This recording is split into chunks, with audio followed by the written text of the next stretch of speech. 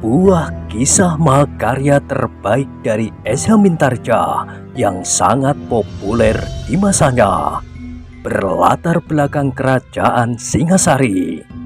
Dengan bangga kami persembahkan kepada sahabat Permata TV tercinta semuanya, dengan judul Kisah Pelangi di Langit Singasari.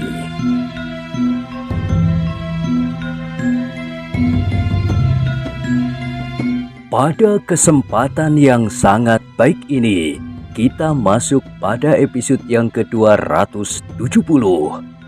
Selamat menikmati.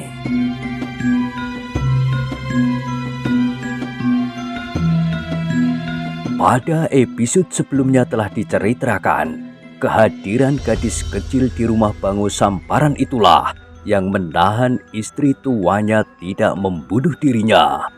Bersama gadis kecil itu, ia masih melanjutkan sisa hidupnya betapapun pahitnya. Tiba-tiba mata perempuan tua yang menyalakan dendam dan kebencian itu perlahan-lahan menjadi pudar. Di dalam pandangan matanya, tampaklah kelembutan dan harapan di wajah anak itu. Bahkan tiba-tiba terbayanglah di wajah itu wajah yang lain yang di masa kecilnya hampir tepat seperti wajah gadis kecil itu, yaitu wajah ibunya, istri muda Bangu Samparan. Perempuan itu dikenalnya baik-baik sejak masa kecilnya, bahkan didukungnya dan dimandikannya setiap pagi. Istri muda Bangu Samparan yang tidak lain adalah adiknya sendiri itu terbayang jelas di wajah anak gadisnya. Namun anak ini mempunyai jauh lebih banyak kelebihan daripada ibunya. Gadis ini adalah gadis yang baik, terlampau baik. Tuan, Kakang. Terdengar suara kecil itu melengking. Bukankah Tuan ingin memaafkannya? Terutama ibu tua. Ibu tua selalu menangis hampir setiap hari. Kalau Tuan marah pula kepadanya, maka ia akan semakin menangis, sehingga air matanya akan terperas habis. Dan dengan demikian, ibu tua akan menjadi semakin kering dan kurus.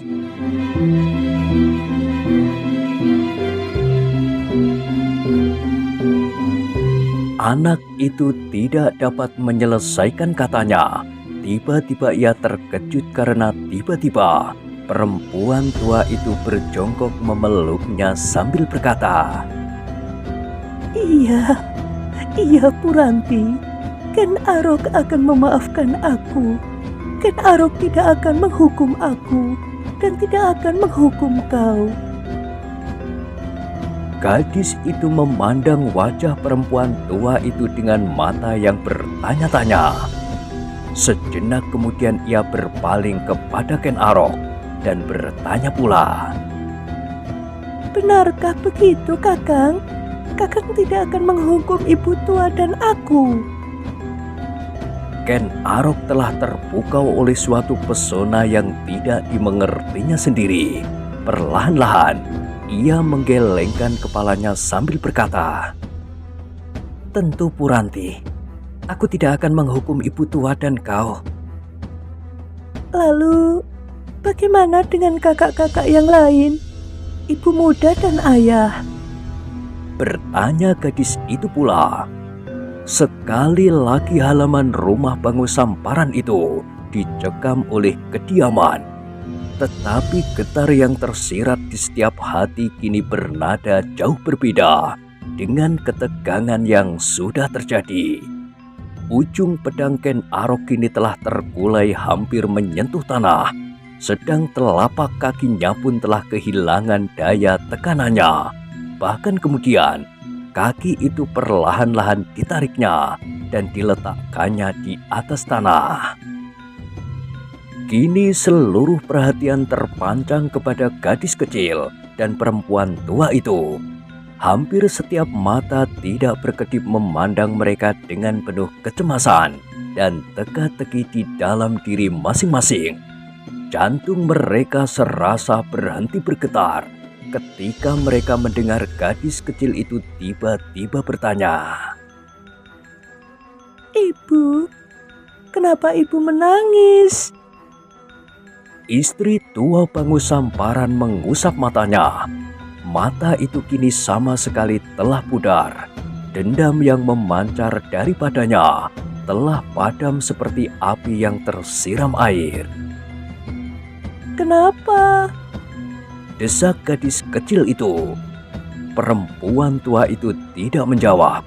Dengan mata yang buram dipandanginya setiap orang yang berada di halaman itu. Bangu Samparan, adiknya yang menjadi istri muda Bangu Samparan, Panji Bawuk, Panji Kuncang, Panji Kunal, Panji Kinengkung, dan kemudian Ken Arok.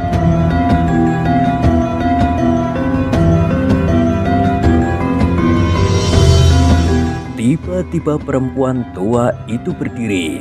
Nafasnya menjadi tertahan-tahan oleh perasaannya yang bergejolak di dalam dirinya.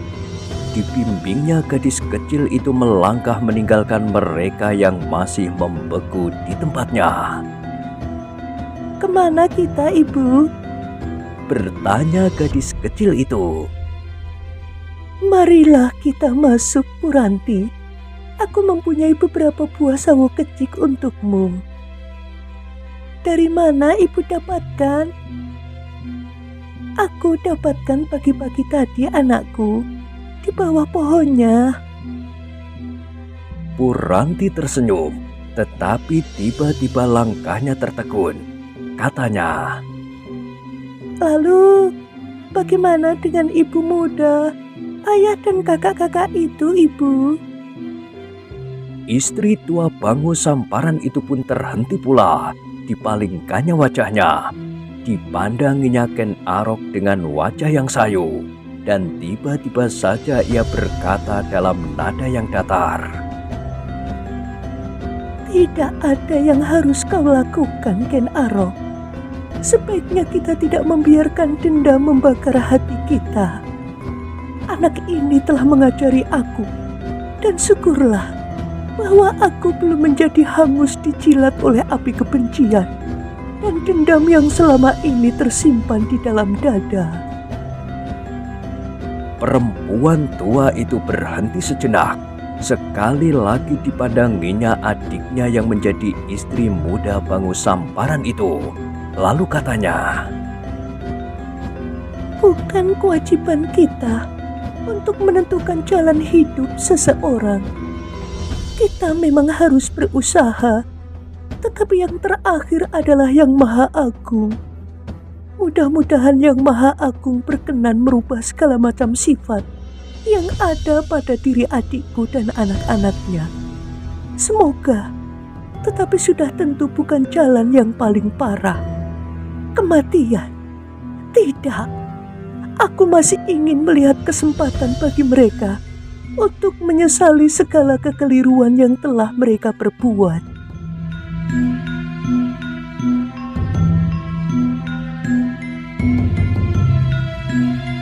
perempuan itu terdiam. Kemudian kaki-kakinya yang lemah melangkah kembali sambil membimbing Puranti masuk ke dalam rumah lewat pintu samping.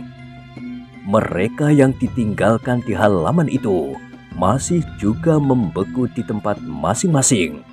Mereka tidak segera tahu apa yang sebaiknya mereka lakukan. Bangu Samparan sama sekali tidak bergerak di tempatnya, sedang istrinya masih juga berlutut di tanah.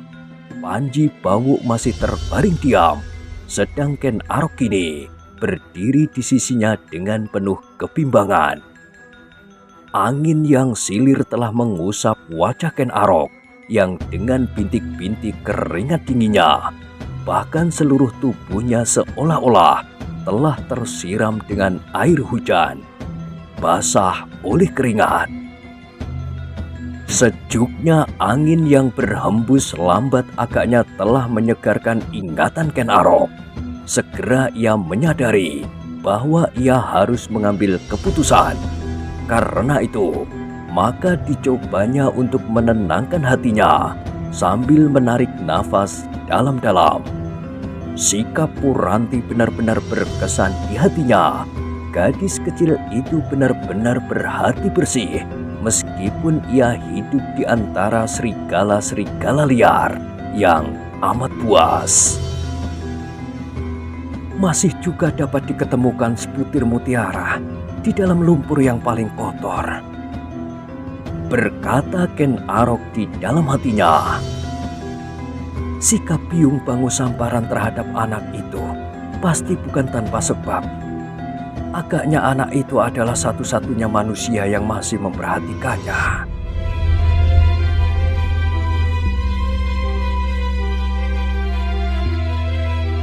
Tanpa sesadarnya, Ken Arok mengangguk-anggukkan kepalanya. Kemudian ditatapinya wajah Panji Bau dan adiknya berganti-ganti. Wajah yang tiba-tiba telah dicekam kembali oleh ketegangan dan ketakutan. Tetapi mereka menjadi terheran-heran.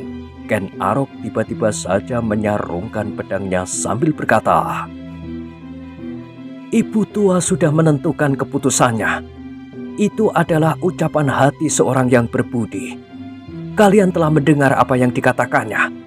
Ibu tua itu masih ingin melihat kalian mendapatkan kesempatan untuk menyesali kesalahan kalian selama ini. Karena itu tidak sepantasnya kalian dibunuh.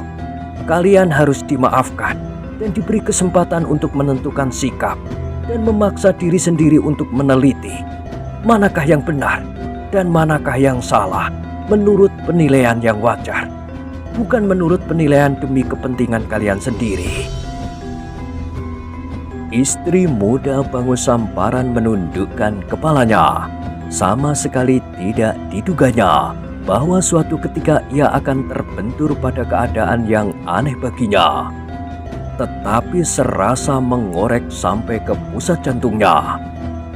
Masih juga ada orang yang betapapun alasannya memaafkan kesalahan yang telah diperbuatnya, meskipun orang itu dapat berbuat sekehendak hati atasnya dan anak-anaknya. Masih juga ada orang yang terpengaruh oleh kebeningan hati gadis kecilnya. Hal yang serupa itu tidak akan pernah terlintas di kepalanya dan kepala anak-anaknya. Mereka akan dengan bangga membunuh atau lebih jahat lagi daripadanya. Dengan penuh kebengisan memperlakukan korbannya sewenang-wenang, dera dan siksa. Penuh dengan kebencian kepada sesama didorong oleh ketamakan dan kedengkian hati.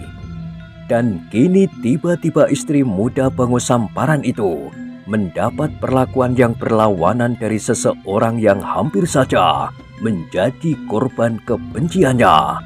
Hampir saja Ken Arok mereka perlakukan semena-mena seandainya tidak secara kebetulan Ken Arok mempunyai kelebihan dari mereka seluruhnya. Seandainya Ken Arok itu tidak mampu melawan senjata anak-anak Bangu Samparan itu, maka Ken Arok akan menjadi makanan burung-burung gagak di atas anjang-anjang yang akan mereka buat di atas sebatang pohon. Istri muda Bangu Samparan itu terperanjat ketika ia mendengarkan Ken Arok berkata, "Sekarang pergilah kalian. Aku tidak akan berbuat sesuatu. Aku akan segera meninggalkan tempat ini. Mudah-mudahan semuanya akan berubah, terutama hati yang tersimpan di dalam dada kalian." Ken Arok berhenti sejenak sambil menatap wajah Panji Bawu. Kemudian ia melanjutkan, "Aku dahulu adalah seorang penjahat yang paling liar dan buas, yang sama sekali tidak mengenal peradaban. Karena sejak aku dilahirkan, aku sudah terbuang dari lingkungan peradaban manusia yang baik. Aku hidup di antara pencuri, penjudi dan kejahatan-kejahatan yang lain. Tetapi pada suatu saat, aku menemukan kesadaran baru di dalam diriku, sehingga aku mendapatkan jalan untuk menempuh hidup dengan cara yang sekarang ini." Tidak seorang pun yang beranjak dari tempatnya. Dengan ragu-ragu mereka mendengar Ken Arok berkata selanjutnya, "Pergilah, kenapa kalian diam membeku?" Lalu kepada Bangu Samparan ia berkata, "Aku minta diri ayah." Bangu Samparan tergagap, namun kemudian ia menyahut terbata-bata, "Jangan pergi dahulu, Ken Arok. Baiklah kau singgah sebentar. Kau akan dapat lebih banyak memberikan jalan kepada kami. Mudah-mudahan kedatanganmu berpengaruh atas kami sekeluarga." Pikirkan saja kata-kataku. Kalau kalian dapat membuat pertimbangan, maka kalian akan menemukan kesimpulan itu. Di rumah ini ada juga seorang yang berbudi dan seorang gadis kecil yang terlampau baik. Kepada mereka kalian dapat mencari percikan-percikan sinar yang dapat kau pakai untuk mencari jalan keluar dari kegelapan. Selebihnya, kalian harus selalu berusaha untuk mendekatkan diri kepada sumber hidup kalian. "Ya, ya," sahut Bangu Samparan. "Tetapi kau tidak boleh segera pergi. Kau harus tinggal di sini meskipun hanya semalam." Ken Arok tidak segera menyahut, tetapi terbayang keraguan-raguan di dalam wajahnya. Sekali ditatapnya wajah istri muda Bangu Samparan yang kini tertunduk lesu, kemudian wajah anak-anaknya dan wajah Bangu Samparan sendiri. "Apakah kau masih ragu-ragu?" bertanya Bangu Samparan. "Kami sudah benar-benar menyesali perbuatan kami. Kami tidak akan membuat jebakan atau pengkhianatan di malam hari seandainya kau bermalam di sini." "Aku percaya," jawab Ken Arok itu. "Tetapi aku ingin berjalan mengikuti langkah kakiku. Aku ingin melihat daerah-daerah yang terbuka untuk menyegarkan nalar dan perasaanku." "Tetapi kau sudah sampai ke rumah ini. Aku memang bermaksud memintamu bermalam di rumah yang jelek ini. Mungkin ada kenangan yang dapat menumbuhkan ikatan baru di antara kita, setelah selama ini kita seakan-akan tidak berhubungan lagi." Ken Arok mengerutkan keningnya, seakan-akan sesuatu telah mendesaknya untuk meninggalkan saja halaman rumah itu. Tetapi ia mendengar Bangu Samparan berkata seterusnya, "Atau kau anggap bahwa kau sudah tidak pantas lagi masuk ke rumah yang kotor ini?" Ken Arok berdesah, tetapi ia tidak dapat lagi menolak permintaan Bangu Samparan untuk barang semalam menginap di rumahnya. Karena itu, maka dengan ragu-ragu ia menjawab, "Baiklah ayah, aku akan bermalam di rumah ini semalam." Terima kasih Ken Arok." Bangu Samparan hampir berteriak. Kemudian dengan serta-merta ia meloncat menarik tangan Ken Arok masuk ke dalam rumahnya. "Nanti dulu." Ken Arok pun hampir berteriak, "Pakaianku." "Oh."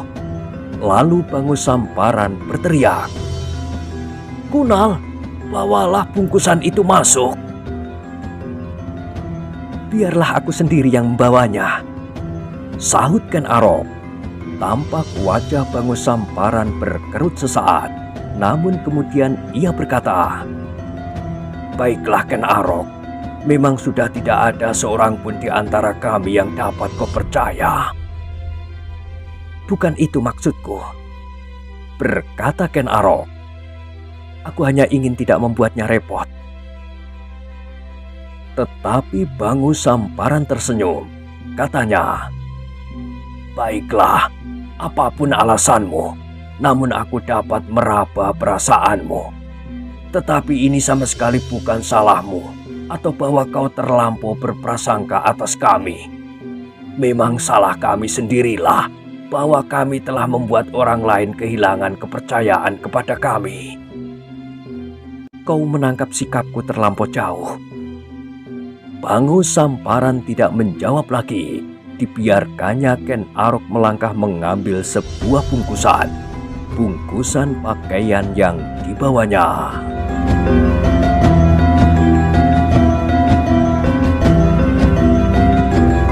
Ketika Ken Arok dan Bangu Samparan telah hampir melangkahi telundak pintu, tiba-tiba Bangu Samparan berhenti sejenak sambil berpaling. "Hei, anak-anak, tangkap 2 ekor ayam kita yang paling gemuk. Kita merayakan hari yang baik ini." Panji Bawuk yang sudah bangkit dan duduk di tanah memandang ayahnya dengan heran. Kemudian ditatapnya wajah ibunya yang termangu-mangu. "Hei, kenapa kalian menjadi bingung?" teriak Bangu Samparan. "Tangkap 2 ekor ayam yang paling gemuk." Namun anak-anaknya dan istri mudanya masih juga kebingungan, sehingga mereka sejenak hanya saling memandang sambil bertanya-tanya di dalam hati. Tetapi Ken Arok yang pernah tinggal di rumah itu dapat mengerti maksud Bangu Samparan. Karena itu, maka segera ia menyahut, "Kalian tidak usah bingung. Bukankah kalian telah berjanji untuk memperbaiki semua kesalahan dan tingkah laku?" Sepercik warna merah menyambar wajah Bangu Samparan. Sejenak ia diam mematung sambil memandang wajah Ken Arok.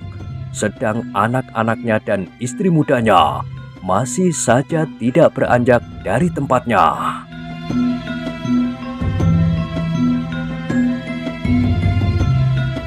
Dan tiba-tiba Bangu Samparan tersenyum sambil bertanya, "Kenapa dengan ayam yang 2 ekor itu? Aku kira tidak ada hubungan apapun dengan janji kami untuk memperbaiki tingkah laku kami." "Aku tahu, Ayah," sahut Ken Arok. "Kalian tidak mempunyai 2 ekor ayam itu. Ayah masih juga mempunyai kebiasaan itu. Kebiasaan yang mengasingkan ayah dari pergaulan. Tetapi... Bangu Samparan tergagap. "Adalah kebiasaan ayah dan anak-anak ayah yang sudah mulai liar itu dengan menangkap ayam siapapun yang berkeliaran di jalan-jalan. Kebiasaan itu pun harus ditinggalkan. Kalian harus menyadari akibat dari kebiasaan itu. Puranti tidak dapat berkawan dengan siapapun. Itu sama sekali bukan salah Puranti, tetapi salah kalian. Sedang Puranti hanya menerima akibat dari perbuatan kalian." "Oh, tidak Ken Arok. Maksudku, aku mempunyai beberapa ekor ayam sendiri." Ken Arok menggeleng-geleng. "Seandainya ada, pasti ayam-ayam itu sudah habis kalian makan sendiri." Bangu Samparan menundukkan kepalanya. Agaknya Ken Arok yang memang sudah mengenal keadaannya itu tidak dapat dikelabuinya, sehingga suara Bangu Samparan itu merendah. "Kau benar, Ken Arok. Tetapi jika tidak demikian, kami tidak mempunyai apapun untuk menjamumu." Bangu Samparan berhenti sejenak, lalu kepada istri mudanya ia bertanya, "Apakah kita mempunyai sesuatu di rumah sepeninggalku?" Istrinya menggelengkan kepalanya perlahan-lahan. Jawabnya, "Tidak, tetapi aku masih mempunyai beberapa mangkuk beras." "Bagus." Tiba-tiba Bangu Samparan berteriak, "Kau menanak nasi, aku akan mencari lauk di tegalan." "Apa yang akan kau cari?" bertanya Ken Arok. "Kijang atau kancil? Sampai besok kau tidak akan dapat. Kalau begitu ayam alas. Terlalu sukar dicari di siang hari." Bangu Samparan mengerutkan keningnya. Tiba-tiba ia berbisik, "Bagaimana kalau kelinci? Ken Arok menggelengkan kepalanya. Hampir saja ia tidak berhasil menahan tertawanya. Sambil menunjuk buah kelapa yang bergayutan di tangkainya, ia pun berkata, "Bukankah dengan kelapa muda kita dapat membuat bermacam-macam lauk?" "Oh, ya. Kau masih seperti dulu Ken Arok. Kalau tergesa-gesa, kau makan saja nasi dengan kelapa parut. Itu lebih baik daripada kita makan ayam panggang milik tetangga." Kembali wajah Bangu Samparan dijalari oleh warna-warna merah. Katanya kemudian, Baiklah, kita makan dengan kelapa parut." Sebelum Ken Arok menyahut, maka sekali lagi Bangu Samparan menyeretnya masuk ke dalam rumah yang kotor itu. Ketika Ken Arok telah hilang di balik pintu, maka perlahan-lahan Panji Bawu bangkit berdiri tanpa mengucap sepatah kata pun. Ia berjalan dengan kepala tunduk ke belakang rumahnya. Kemudian melepaskan pakaiannya yang kotor, dibantingnya dirinya di belakang kandang yang kosong. Sambil berbaring hanya dengan celananya yang kumal, ia memandangi langit yang biru. Dilihatnya segumpal awan yang putih terbang seperti kapas tertiup angin, hanyut perlahan-lahan ke utara. Sedang burung-burung yang berterbangan seakan-akan telah mengisi kekosongan langit yang tiada bertepi.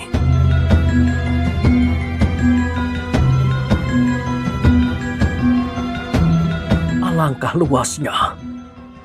Tanpa sesadarnya ia berdesis, "Jauh lebih luas dari kemungkinan yang pernah aku angan-angankan." Panji Bawu menarik nafas dalam-dalam. Peristiwa yang baru saja terjadi itu telah menumbuhkan persoalan yang panas di dalam dirinya. Ia tidak dapat lagi membutakan mata hatinya bahwa sebenarnya lah ia telah sesat memilih jalan.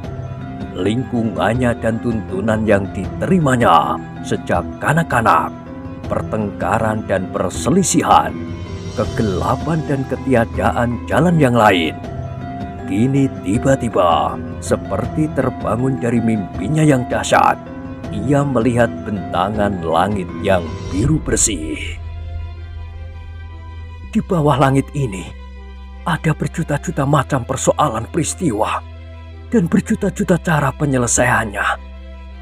Tetapi di bawah langit ini ada pula berjuta-juta manusia dalam kediriannya masing-masing, dalam pendiriannya masing-masing, dan dalam keutuhannya masing-masing.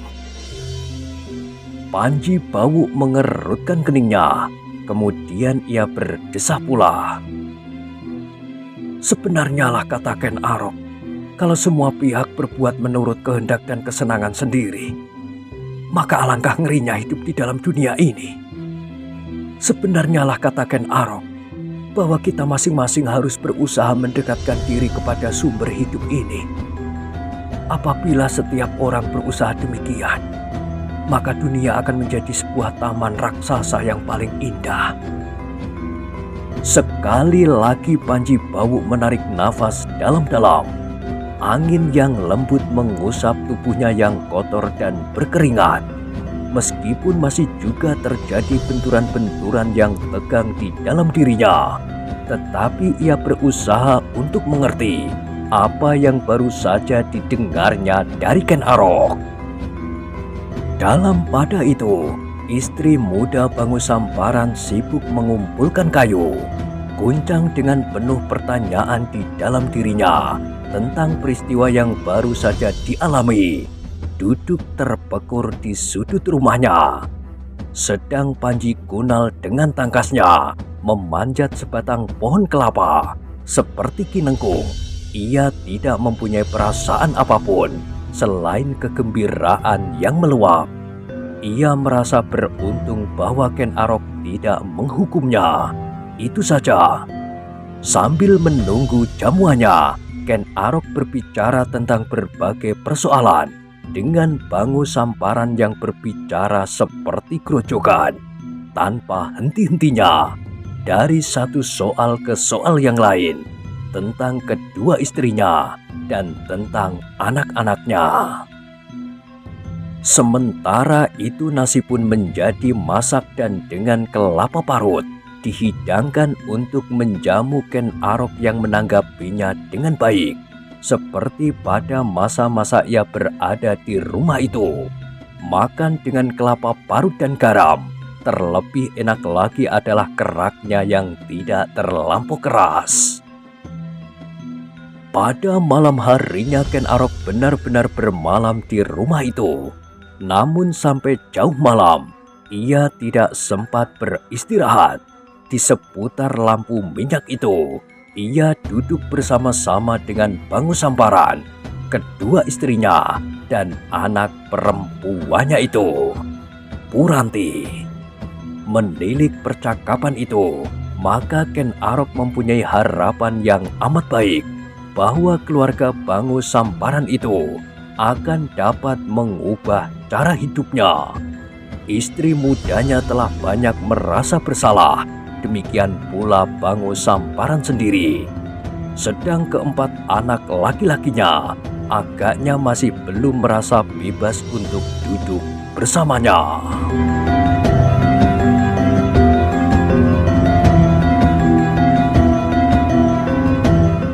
Nah, bagaimanakah kisah selanjutnya? Silahkan ikuti terus kisah Pelangi di Langit Singasari pada episode berikutnya. Sampai jumpa.